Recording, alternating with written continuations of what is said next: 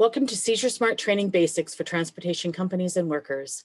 My name is Amy Haugen, and I am the Senior Regional Manager at the Epilepsy Foundation of Minnesota, an affiliate of the National Epilepsy Foundation. At EFMN, we serve Minnesota and Eastern North Dakota in direct service to clients, families, organizations, businesses that are impacted by seizures and epilepsy.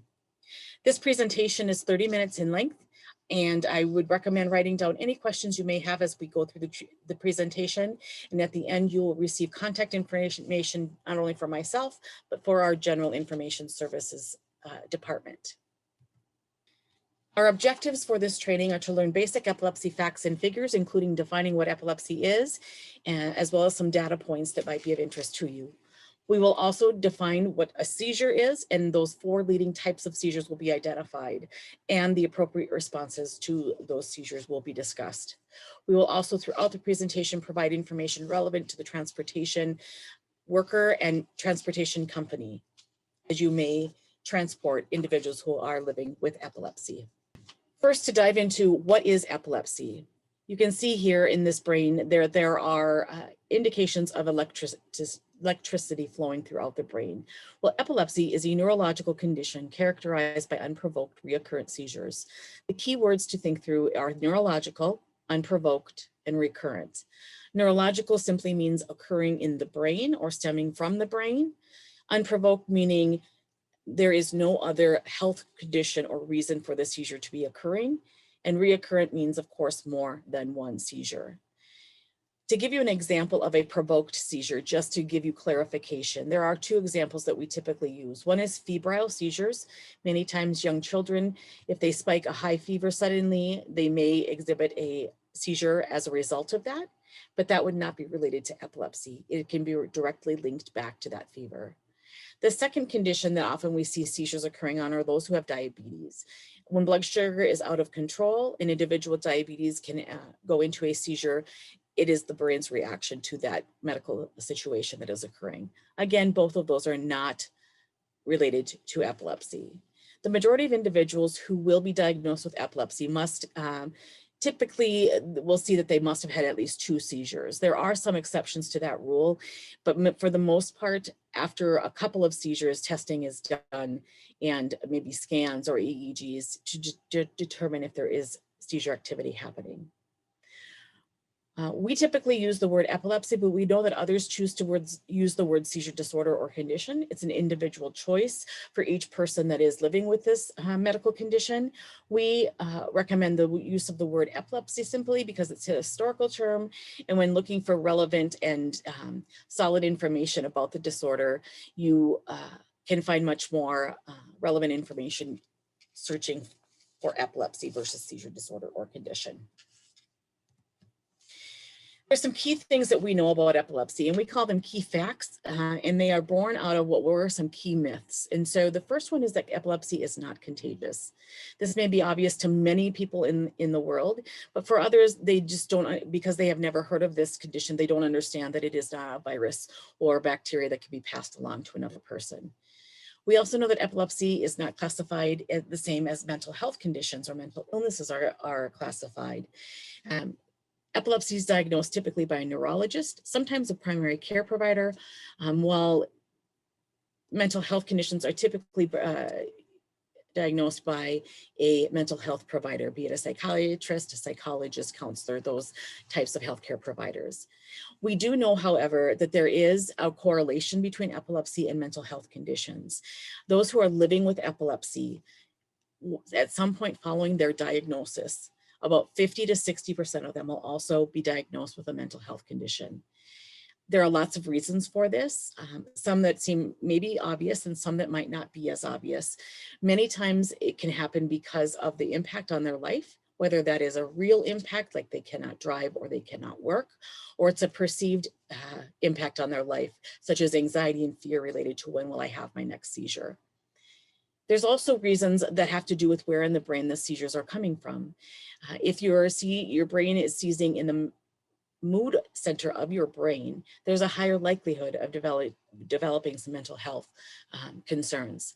And then finally, one of the main treatments for epilepsy is different medications, and medications come with their own side effects, some of which are mood changes, but they are classified separately. Epilepsy does exist on a spectrum. And in the world of spectrum, the spectrum world for epilepsy, what we really are talking about is the impact on the individual's life and the level of seizure control that they might have. So we may have one person living on the one end of the spectrum where they take one medication every day. They haven't had a seizure in 15 to 20 years. They drive, they work, and their life is impacted by their epilepsy simply through the having to take that medication. On the other end of the spectrum might be somebody who's the same age, who is living with epilepsy that is uncontrolled. Their seizures are multiple in type. They take multiple medications, have perhaps even had brain surgery. They haven't been able to work or to drive, and that impact is much more significant on their life. So that is the spectrum, the range of the spectrum. And then we know that it is rare for someone to die from having a seizure. It is possible, but we know that there are a few different reasons that people die from related to seizures. One is accidental death. That could be a vehicle accident. It could be a fall. We also know that there is death that occurs because of status seizures. And what status seizures are medical emergencies where a seizure's gone on prolonged and there is no stopping of the seizure no matter what is tried. And so sometimes that can lead to death. And then we also know there is this situation called SUDEP, which is sudden unexpected death in epilepsy. And there are several risk factors to that, but that impacts about 1 in 1,000 people who are living with epilepsy. I encourage you to research SUDEP more if you have more questions. How common is epilepsy? As you can see from these statistics here, it is very common. We know that 1 in 26 individuals will develop epilepsy at some point in their lifetime. We know that it impacts all ages, both sexes, all racial, cultural groups, socioeconomic statuses. And we know that at any given time, at any given point in time, about 1.2% of the United States citizens are living with active epilepsy, meaning they've either had a seizure within the last year or they're currently being treated for seizures. So there's a 1 in 26 statistic as far as developing at some point in their lifetime, but there's also a 1.2% statistic that refers to active epilepsy. But what's even more common is that 1 out of 10 people will have a single seizure in their life. And we're going to get into talking about what a seizure is next. But we know that 1 in 10 people is a high statistic. And that's a statistic that is to say a one-time seizure, maybe provoked by something that happens one time and their brain begins to misfire. We know that it's about 54,000 people in Minnesota, and that every year about 200,000 new cases are diagnosed in the United States. Epilepsy is the 4th most common neurological condition. As you can see here, there's only migraines, stroke, and Alzheimer's that occur more frequently. In children, it is the leading brain condition, and about 1/3 of the people who have epilepsy live with what we call refractory or uncontrolled seizures, hard to treat seizures. You might hear all of those different words. So that means about 1/3 of the population that has epilepsy, they're not getting control for their health condition. So that impacts their life in many different ways. Adults who live with epilepsy are more likely to have 4 or more co-occurring conditions. And I'd like to point out a couple things with this one. We talked a little bit about that mental health component. Anxiety and depression are the 2 leading mental health conditions that co-occur with epilepsy. But we know there are individuals who also are living with ADHD, autism, migraines comorbidly are coexisting. And one of the big ones for adults is sleep disorders. And so one of the key things with epilepsy is getting good sleep. And so if you are also diagnosed with a sleep disorder, that can really impact the control you have over your seizures and how impactful they are on your life. It's about 30 to 40% of the people who have epilepsy that have a sleep disorder. Within our country, there are some demographics that are quite startling, and I want to give you a little bit of information on those as well. People with low economic status are 2 to 4 times more likely to have seizures, meaning they fall within the lower of the at or below poverty line, or maybe right at poverty line or a little bit above. We know that African Americans and Hispanics take up about 40% of all people with epilepsy. And if you compare that to the percentages that are occurring just in the United States in general, there's about 12.5% of our population that is African American and about 18.7% of our population that's Hispanic. So those two populations together don't even equal up to that 40%, but 40% of people with epilepsy either are Hispanic or African American. We know that about a third of the children that have epilepsy live in food insecure homes, meaning that their family is looking for ways to make ends meet, essentially. They may not be able to provide what they would like to as far as those basic needs of food, shelter, those things. And about 50% of adults that have active epilepsy fall in the less than $25,000 per year income. To talk a little bit about these income statistics, when you think about epilepsy, there's health disparities, there's health inequities. And oftentimes what we know is that epilepsy can be, it can be expensive, and getting to the right doctor can be difficult. So if you are living, if you are living in a lower economic status, you may not have the resources to see that specialist or to have that healthcare insurance that will cover the diagnosis or the appointments. And so the other piece of adults that live with epilepsy, having a lower annual income, oftentimes individuals that have epilepsy that are at working age, maybe they can't work because of the frequency of their seizures, or they cannot work to the highest level that they maybe are able to because they're having some side effects or medication and things like that. So there's lots of reasons for why we see these statistics that really point out some of the health disparities that we have within our country. So I mentioned what epilepsy is, and you can look at this slide in the content and infographic, and you can see all these different reasons that people would call the cause of their epilepsy. If you look at all of them, I'm going to point out a larger category: physical changes in the brain. So that could be an infection, it could be an injury, it could be a stroke or a lesion or a tumor. Those are all physical changes to what a typical brain looks like. And that can impact the ability of the brain to communicate accurately, thus leading to seizures, thus leading to epilepsy diagnosis. We also know that there are reasons such as at birth, children sometimes are not even, they might start having seizures and through a scan, they learned that they didn't even have their brain developed correctly. Like one part is either missing or smaller than it should be. And we know that there's a large field of study in the research field of epilepsy around genetics.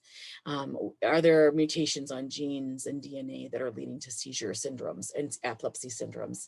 And the reason that's such a big research area is because the startling fact of all is that 60% to 70% of all people with epilepsy don't know why. They have an unknown cause.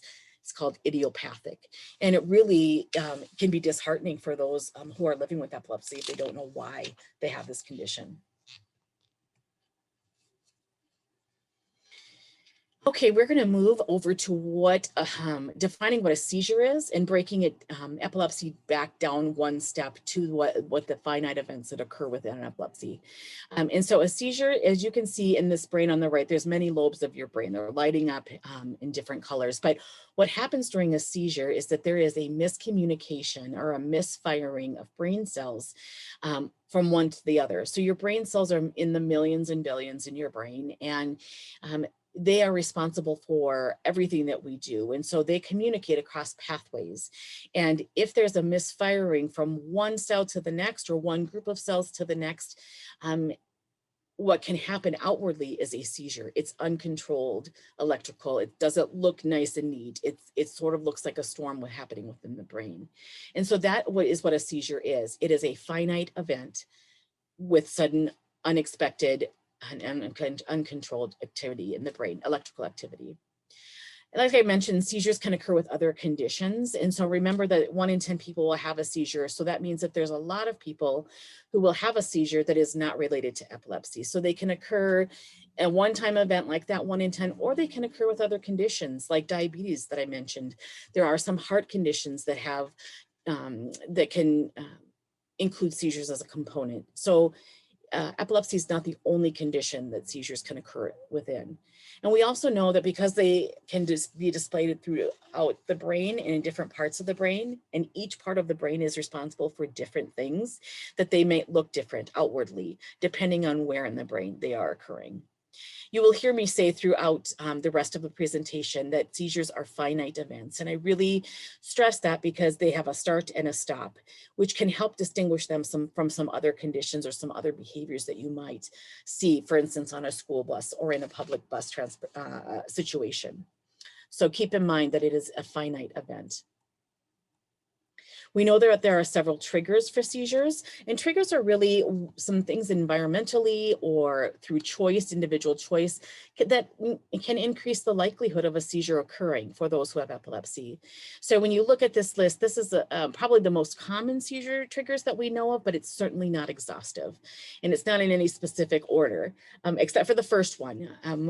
Healthcare providers who work with individuals and clients and patients with epilepsy say that missed and late medication doses really is the #1 reason that people might have a breakthrough seizure.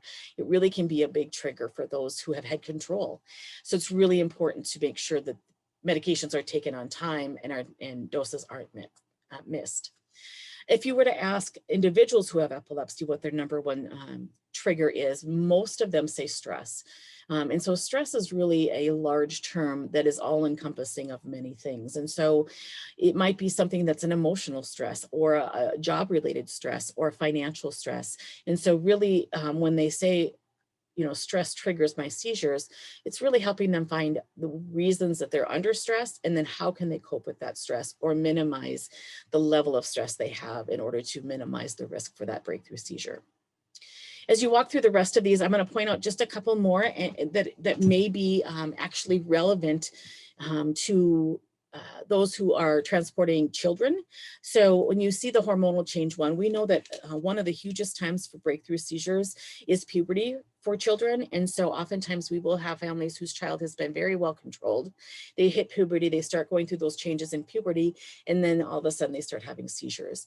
And many times it's because their hormonal fluctuations are impacting the things like how their meds are able to be metabolized, or maybe even the brain chemistry itself. So that might be something to be aware of. We also know that there is a trigger known as photosensitivity. It typically is the one seizure most people know about because they've heard about it. They may have ridden on a ride in the amusement park. They might have seen a movie, played a video game that had some form of a warning about if you have seizures, flashing lights are used in this ride, for example. But we also know that it's only about 3% of the population with epilepsy that is impacted by this photosensitivity. And even more importantly, is to think about what are the flashing light situations in our everyday life. So yes, those ones I mentioned occur, but they're not happening all the time. Some ones that relate to transportation and school situations are the fire alarm systems in schools typically have, or actually in many buildings, typically have a flashing light component to it. So that's good to be aware of. School buses and maybe even public bus transportation buses, on the top of their buses, and there's a flashing light, especially during the dark when they're stopping. And so being aware of that. And then one of the other ones I'd like to point out is one of the first families I met was a second grader, and his family said one of his triggers related to photosensitivity was when he was riding the school bus in the wintertime, and it would be sunny. When it would be sunny out and they'd go through groves of trees, that flashing sunlight through the trees triggered him because that was considered a flashing light. So again, this is not an exhaustive list of triggers, but it is gives you an idea of the most common triggers. Many people will have multiple triggers, and many people will have 0 triggers, or they will not know that they have any triggers, because the key thing to remember in all aspects of epilepsy, it is a very individual experience. It's an individual condition and impacts each person differently. Okay, now we're going to talk about those 4 types of seizures and how to respond. So I said we're going to talk about the 4 main types. There are over 40 seizure types, and majority of those are a little bit more rare. And so what we talk about is the 4 that we know occur most frequently. That is not to say that the other ones, you will not have riders or students that have those as well. And this is one of those really good points to remind you that if you do have questions afterwards, please write down my contact information, send me an email, give me a call, and we can talk through those other kinds. But really, when healthcare providers are determining what type of seizure a person is experiencing, they kind of go through a process where they look at a few things. They look at where in the brain is this located. So an EEG test is the definitive test for seizures. It measures your electrical brainwave activity. And when a seizure is occurring, that electrical activity, like I mentioned, is out of control. Therefore, on this test, it looks like it's out of control. And so this is one of those tests that can determine for the healthcare provider, where is it coming from? Is it coming from a focal point where it's one part of the brain that is misfiring and the rest of the brain is functioning normally? Or is it generalized where both sides of the brain are seizing all at the same time? And that looks really different than focal seizures. And then finally, there is an unknown category, and that unknown category really is often used at the beginning of diagnosis when they haven't determined where in the brain it's located. Maybe they haven't had the opportunity to be tested, or maybe they're trying to determine, is it a combination, or it's so difficult to tell, even decipher if it's part or all of the brain. Once they've determined where in the brain it's located, they also look at what's the level of awareness of the person while the seizure is occurring. Is there a change or not? And then whether there's a change or not, there's some other things that they look for, like is there change to movement? Is there behavioral changes? Is there things that they're experiencing, sensations and sensory kinds of things that are not making any sense? Or is their speech impacted by it? So that kind of breaks down what they look at, and all of those things help identify the type of seizure that the person is having. We are going to break down the 4 types into 2 focal and 2 generalized seizures now. The first focal type, remembering that focal means a focus point, one part of the brain, is called a focal aware seizure. This is one of the few seizure types where there is not a change in awareness at all. So the individual would be able to say to you, I think I'm having a seizure. I smell that really funny smell again, or, oh, I have that bad metallic taste in my mouth again, or, oh, I just got the chills. Those are examples of what it might feel or look like to them. And it's the same thing every time they have this seizure. And so they begin to quickly pick up the pattern. Oftentimes is what is picked up on. I feel that that cold sensation again, and it really only lasts seconds to a couple of minutes, and then it goes away. Well, if that happens to an individual 2, 3, 4 times in a row or in a day, that's an indication that maybe there's something going on. And again, keep in mind that this is what's happening within the person themselves. No one else in the environment is experiencing the same thing. And it's a very real thing. And what it just means is that the part of the brain that is misfiring, it has to do with either sensation or one of the senses, one of the emotional areas and whatnot. So really, how do you respond to this one? Just reassuring them that they're okay. If this happens on in a bus, plane, a train, wherever you are transporting individuals, if you have a policy about documenting such things as medical occurrences, you would want to document as well. But really for this one, because there's no loss of consciousness, the hugest piece is to provide that emotional reassurance. Now we're going to move into focal impaired aware seizures. Again, a focal seizure means that it's just occurring in one part of the brain.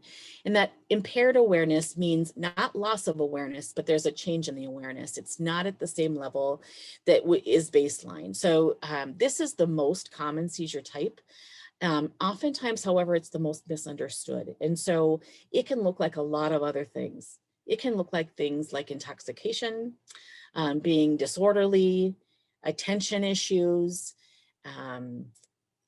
It can look like mental health crisis, things like that. But if you know what's happening in the seizure, it makes it a little bit easier, again, to really realize it's a seizure and not something else. So the first thing to know is, again, it's a finite event. So it starts, it goes for up to a couple of minutes, and it stops.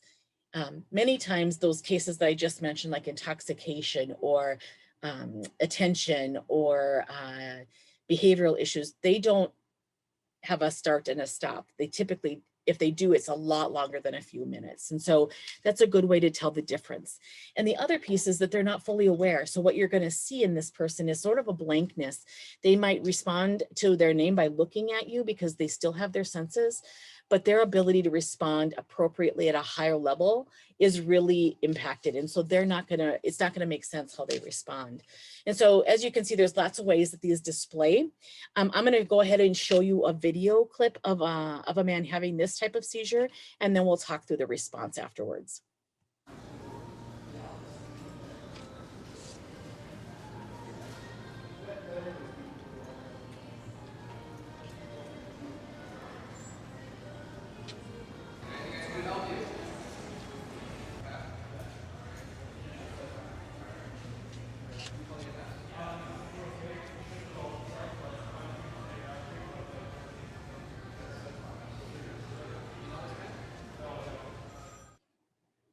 Okay, so it was a pretty quick seizure, actually. It did not stop by the time we were done watching, but you saw a few things. The bags dropped.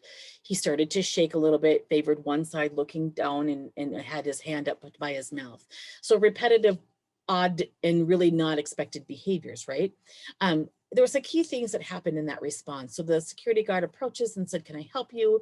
He didn't respond. Then the guy comes from the side and says, kind of give him some space. And the security guard asks, you know, "Should I call 911? No.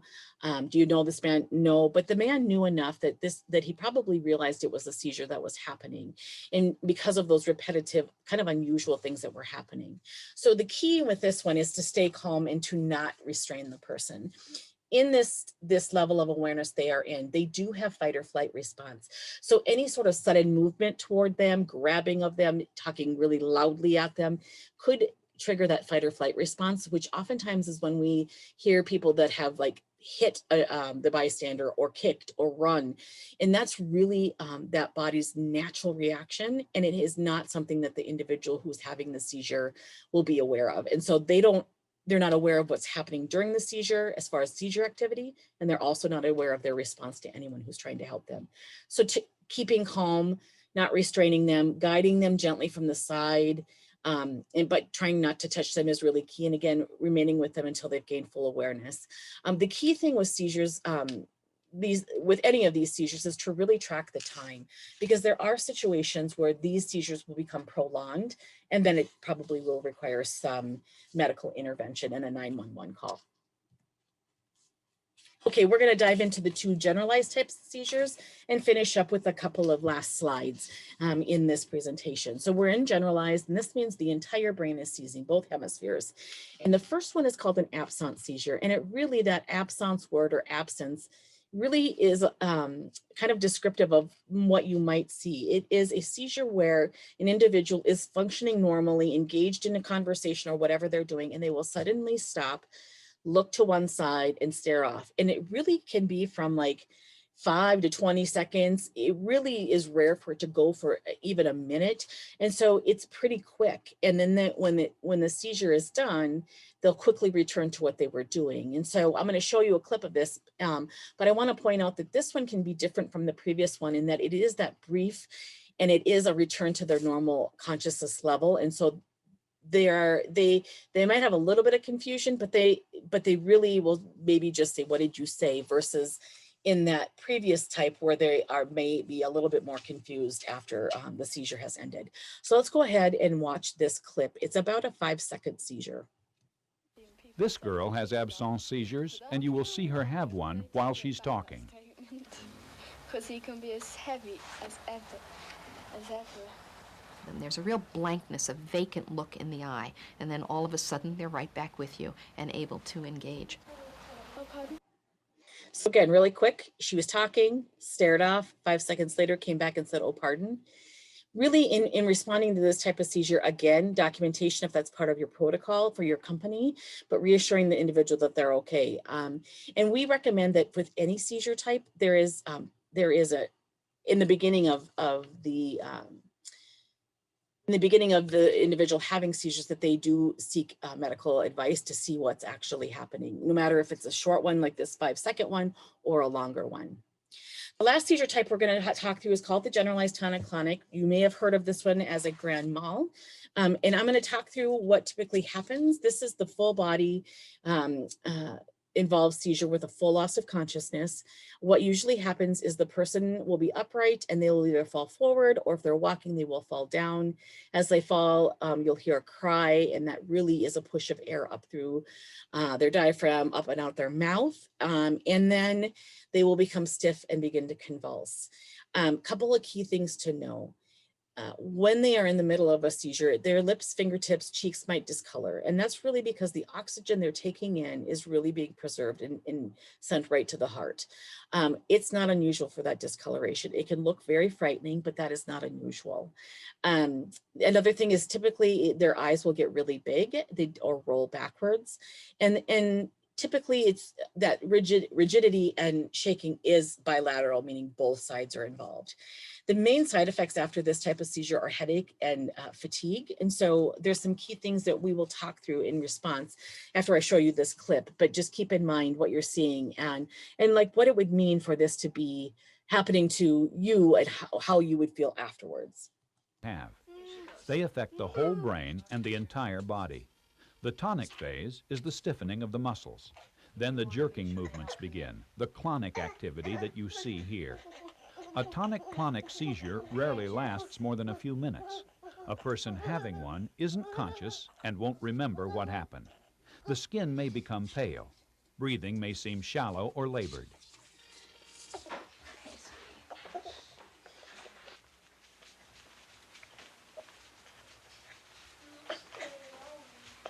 Sometimes a child may lose bladder or bowel control or vomit as the seizure ends. These seizures may look painful or even life-threatening. Okay, lots of things to see there. How do you respond to this type of seizure? There's 5 basic steps. The first one is to, again, make sure you're timing the seizure from the beginning until the end. And so let's say you are right there next to them when it starts, you start timing it.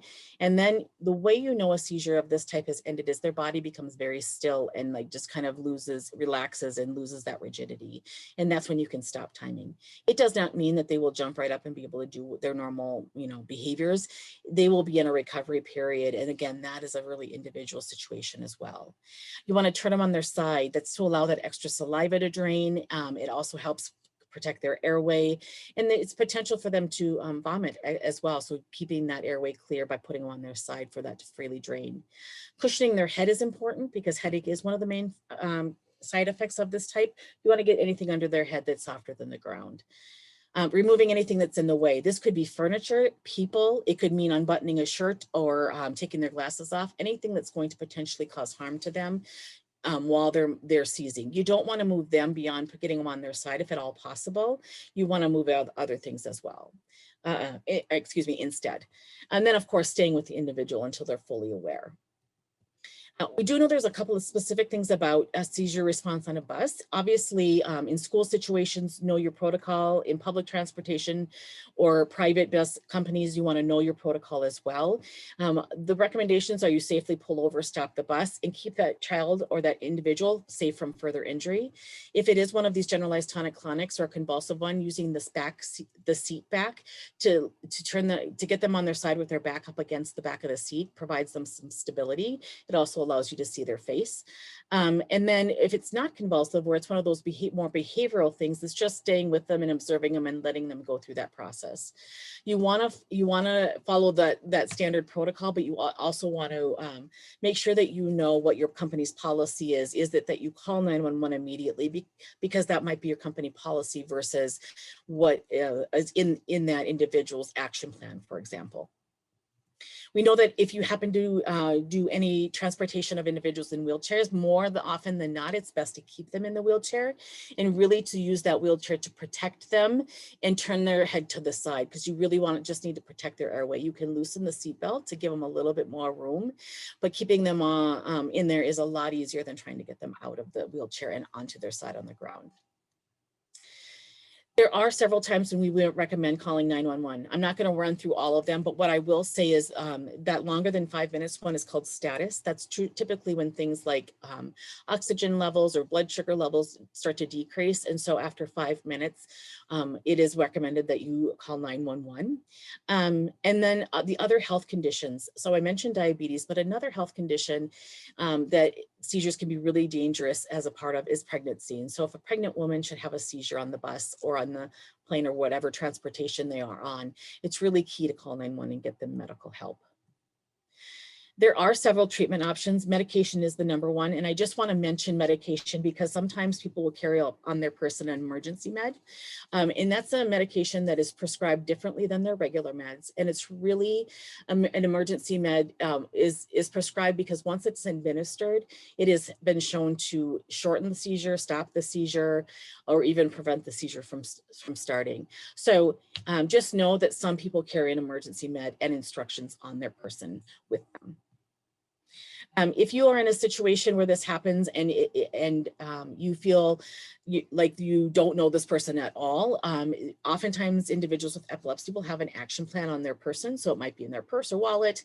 And really it will tell you everything from the types of seizures they have, how long they last, what is their current treatment plan, who to call, and then when to call 911. And so just know that if you're responding, you might want to look for something in there on their person that it would look like a medical action plan, or it might even be called a seizure action plan. We have several resources like that action plan and other resources on our website, efmn.org. And there's also a lot of other resources that have to do with alert devices, how to track seizures and medications. And we recommend that you just reach out to us for any specific information that you are looking for, or go ahead and check out our website and kind of dig through our website and find those resources and information that's pertinent to you. We do provide customized one-on-one support to individuals, groups, anyone who wants more information. And this shows you our information services link. I highly recommend going through our webpage because you can put in really what your request is, and then somebody will call you back or email you back and set up a time that works best for you to get those questions answered. I just finally want to tell you that our mission statement is to lead the fight to overcome the challenges of living with epilepsy, to accelerate therapies to stop seizures, find cures, and save lives. Again, my name is Amy Haugen. My contact information is here. Thank you so much for joining me today for this Seizure Smart Basics training for transportation companies and workers. Have a great day.